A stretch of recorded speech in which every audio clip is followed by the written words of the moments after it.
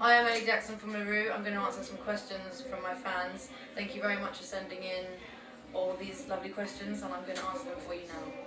So Tony from Philadelphia would like to know, what do you put in your hair to make it look so awesome? Thank you very much.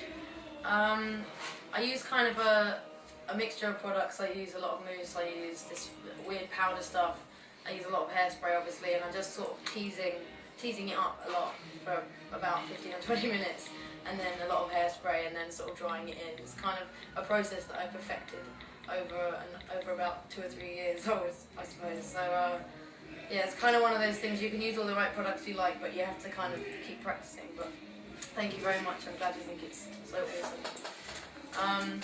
Alex from Orlando, Florida would like to know, where did the idea for your hairstyle come from? I don't really know. It was kind of one of those things that just sort of happened. I cut my hair. I used to have really long hair, and I cut it, and I just sort of started playing with it and putting stuff in it, and over time it just sort of became what it is now, really. So that's it, really. Lauren from Evansville, Indiana.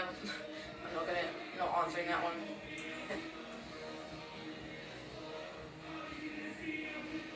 Okay. Amy from Harrisburg, Pennsylvania would like to know, where does the inspiration for your style come from? I think the inspiration for my style comes from a lot of different places. I never really think about it as coming from one place or even one, even a few places. I think it's lots of tiny things mixed together, things I've seen that I've liked, or people like David Bowie or Annie Lennox or Prince or Michael Jackson and stuff like that. But I didn't really know about David Bowie even until I was like 17 or 18 or something, which is a lot of people find really odd, but I really didn't know about him until a lot later. So stylistically that was kind of a more, I suppose, something that happened, and then I realised after it happened that it was quite like David Bowie. So I think it just comes from a lot of different things. I think my style is also influenced by what I definitely kind of don't want to be, you know what I mean? So what I definitely don't want to be, I'll sort of shy away from, and I suppose that's sort of led me where I am now. I hope that answers your question. Ali from Lebanon, New Hampshire would like to know, what kind of music did you listen to growing up? When I was growing up, I was kind of musically brought up a lot by my dad. My dad is very heavily into blues, rock and roll, boogie woogie. He used to play a lot of guitar and piano around the house, but really good kind of folky, kind of a lot of intricate kind of plucking guitar like Nick Drake, and then he used to play a lot of boogie woogie on the piano and a lot of rock and roll as well. So I learnt those really kind of simple chord structures, easy chord structures when I was really young, when I was about 6 or 7 or something, and I got a little acoustic guitar, and it just sort of started from there. And I was obsessed with Buddy Holly when I was about between the ages of about 6 and 10, sort of mixed with Michael Jackson, and so that was a big influence in my childhood. And then there was a lot of, like I said, Michael Jackson, and a lot of Motown as well, like a lot of Stevie Wonder, and a lot of Jerry Rafferty as well. I was obsessed with Jerry Rafferty when I was a kid. Some people don't know him by his name, but he did the song Baker Street, if that helps. So that was kind of what I was listening to when I was growing up. Jamie from Birmingham, Alabama would like to know, how did your music evolve into electronic music? It happened kind of overnight, really. I had a lot of very folky songs that I'd written from the age of like 13, 14 until I was about 17, 18, and when I was 17 I met Ben, who's the other half of Roux. And we'd been doing all these tracks and they just didn't really feel right. They didn't really feel, we were really proud of the songs that we'd written, but we didn't really feel like the production was the direction that we wanted to go in, I suppose, after about a year of working together, and no one was interested in what we were doing whatsoever. We were just sort of struggling musicians making a record, or it wasn't even a record, it was just sort of a bunch of tracks. And then I really got into clubbing, and I got into going out, and I got into a lot of dance music. I got into a lot of kind of old techno, house music, but all very old school, not kind of what is now seen as kind of dance music. And I think that just really inspired me in a big way very quickly, and I think I discovered bands like The Knife, and I became obsessed with tracks like Heartbeat and Pass This On. And I just kind of went to Ben one day and I said, I remember I wrote Colourless Colour, and then I went to Ben and I said, look, I think this is more the kind of direction that I want to go in, and you know, I think let's just use the songs that you've got and turn them into something else. And it just really worked. I think Fascination was the first song that we did it with, and it just really, really worked, kind of better than we ever thought it would. And we just sort of carried on along that path, and then we wrote Quicksand. Then that was it for us, really. We were reeled in by electronic music. John from Amarillo, Texas. Did you expect Bulletproof to be such a huge radio sensation? I think that's a really difficult question to answer, because I think, you know, we were very, very confident with Bulletproof as a song. You know, we knew when we made the record, it was one of the last songs we wrote on the record, and we knew it was the, you know, pretty much the biggest hit on the record. And we knew it had a kind of international relatability about it, which some of the other tracks didn't necessarily. They were quite quintessentially English, or quite kind of a bit cooler, not necessarily as mainstream friendly. And so we did have a lot of confidence in that song, and we did kind of know that with the right promotion behind it, and with the right drive, and with the right backing from radio and stuff, that it could be really big. So I think, but you can never guarantee, you know, however big your track is, you can never guarantee that it will work, and often something that you think is really great, you know, people just don't connect with. So you know, we were very, very confident of it, and we thought, yeah, if this gets out there and reaches the right people, it could be really big, but you can't ever guarantee that. So I suppose we did in some ways and we didn't in others. Jacqueline from Medford, Oregon. How does it feel that you've sold so many records?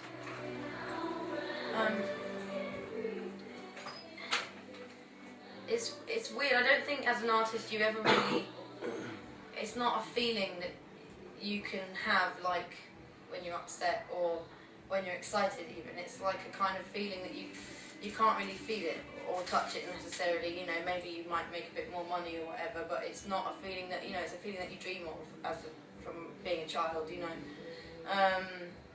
And then I think a lot of musicians always say this because they're really quite ambitious, and they're always looking to the next thing, or we're going to make the next record, and how can we do this better, and da, da, da, da. You know, I think it's kind of a weird thing. It's a weird thing to get your head around, you know, that all these people have bought your record when you just made it in a living room in South London. You know, that's very hard to understand and get your head around, that, you know, you made this record in a living room with one other guy, and that it was a very personal, private thing, and these are very kind of personal songs as well, that they're about very personal things in my life.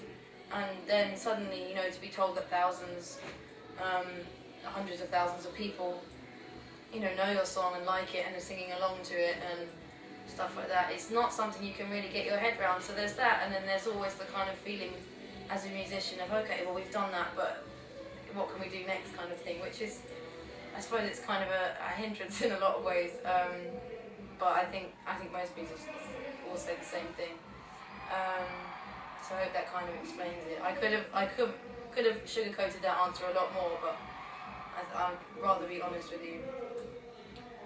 Right, Shelley from Omaha, Nebraska would like to know, what's your take on the way that female musicians either choose to or are forced to use sexuality that's essentially just designed to appeal to men? Difficult question. I think it's one of the what I see as a problem with the music industry. Unfortunately, it's not something I particularly understand. It's certainly not something I relate to. I think it's something that a lot of, you know, young women find it very hard to relate to. And what I find out about it is that the music often is not aimed at kind of 25, 30-year-old men. It's aimed at kind of, you know, 8 to sort of 13-year-old girls, 14-year-old girls or whatever, which, you know, usually aren't interested in seeing, you know, women kind of half naked. So I've always found it a very difficult thing to understand, and I sort of craved something else to be around when I was a teenager, you know, for there to be something else to look up to, apart from you know, a girl in a miniskirt or whatever. But you know, it's kind of down to, you know, that pop star's prerogative or whatever, if they want to do that. You know, I think you are actually rarely forced to do those things. I think there are certain bands, certain very manufactured bands maybe, where it would be difficult to stand up and say I'm not wearing high heels or a skirt, but then you probably wouldn't be in a manufactured girl band if you didn't want to do that. So I think it just depends on what kind of girl you are. You know, I've always been, you know, a tomboy, and I don't understand, you know, I can't relate to that, and I've never wanted to dress like that, so I can't really judge on it either way, because it's not something I relate to. So it's a difficult one. I think in some contexts it can be slightly irresponsible, especially, like I say, when the music is aimed at, you know, 9-year-old to 14-year-old girls. I think it's quite difficult, but you know, it's one of those things. It's kind of part of what the industry is, and unfortunately it sells. So it's a bit of a difficult question to answer, but thank you very much. You raise a good point. Kellyanne from Baton Rouge, Louisiana. What's your favourite songs other than the ones you sing? I wouldn't have said the ones I sing are my favourite songs, but my other favourite songs are Right Down the Line by Joey Rafferty,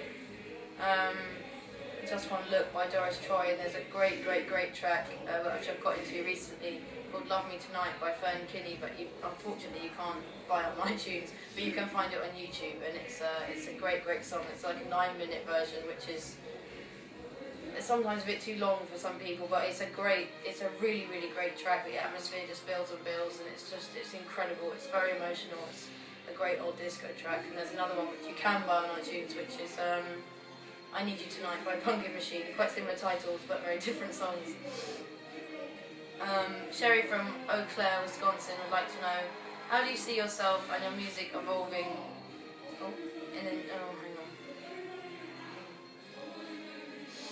Sherry from Eau Claire, Wisconsin would like to know, how do you see yourself and your music evolving in the near future? I think with the new record, you know, we don't want to shy away too much from, we still want to keep elements of the first record, you know, some of that kind of bouncy synth kind of thing, but a bit softer, a bit less distorted, a bit less angular, and all of those things. I think we've you know, matured in some ways over the last sort of couple of years since we finished making the record, and we've got into different music, and we'd like to take some of those influences that we've kind of gained in the last couple of years and put them into the next record. And they're just the things that we've been listening to are just a bit kind of softer, and not softer in a kind of, you know, really soft way, but softer and a bit sexier and a bit warmer, and a lot more. I'd like for things to be a bit more epic and atmospheric as well. You know, I think there was atmosphere on the last record, but it's very dry and cheap and kind of angular, and you know, you could tell that we'd made it in a living room kind of thing. It was quite DIY, but that's what we wanted it to be like. But I think it's really important for us to kind of move on now, and we're certainly not going to completely ditch the 80s synth kind of sound, but I think there's definitely some other things that we'd like to introduce to the next record.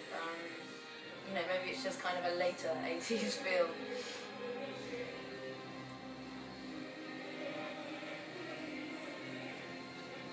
You can wrap up after the next question. Okay.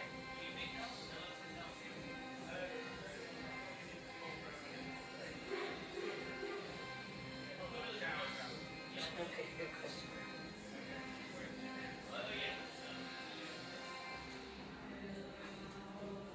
I was looking, there's like 50 of those that you guys said. They said. Yeah, there's even more. We just kind of weed through them and take the best.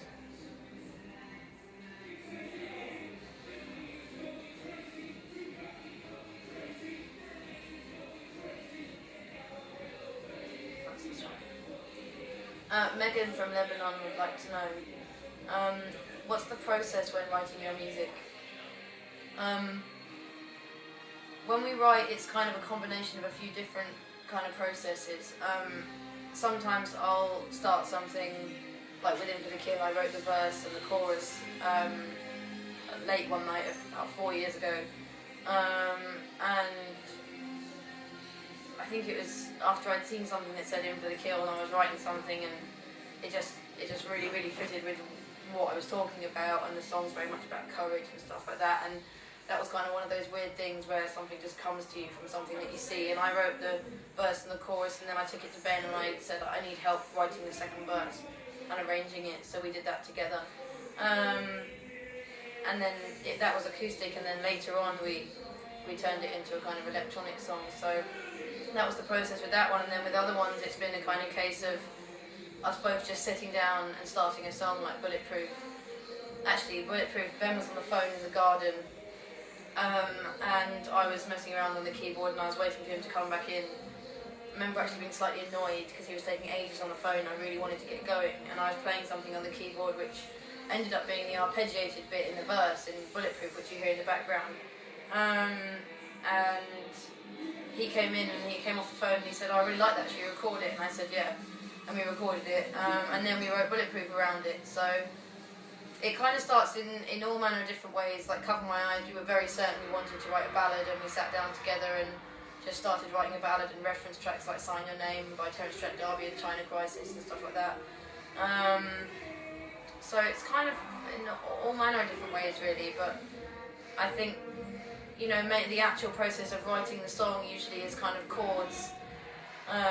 You know, starting very simply. I think the best way to start is just by getting the song down, not focusing too much on the backing track, but just starting with chords and then humming things over that, seeing what words naturally come out when you're humming and what melodies arise, and then just kind of, it just sort of grows and turns into a song gradually, and then you write other sections, and that's it really.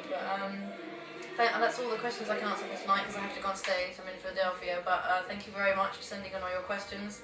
And we have a new single coming out, In For The Kill. Please go out and buy it if you can. Scrape the pennies together. And thank you very much for tuning in, and thank you all for being fans.